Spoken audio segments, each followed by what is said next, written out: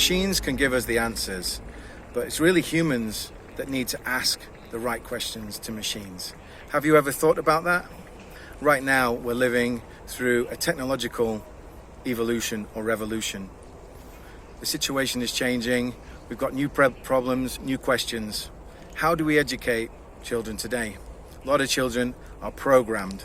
They're programmed in a certain way, but they're not really ready to ask the right questions, okay?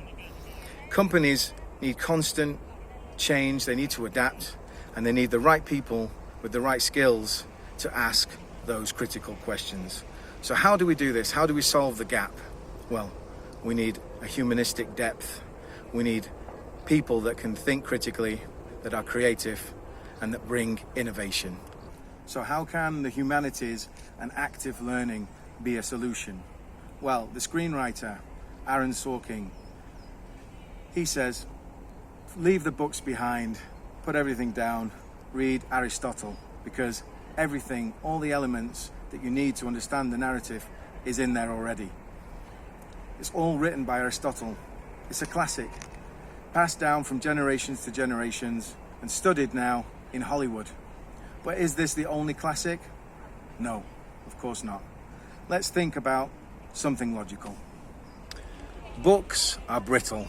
It's paper. It burns, gets destroyed.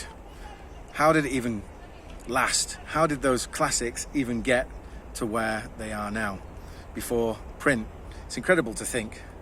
But they have been passed from generation to generation. And the people that wrote them, well, they had to make decisions. The scribes, there wasn't enough of them.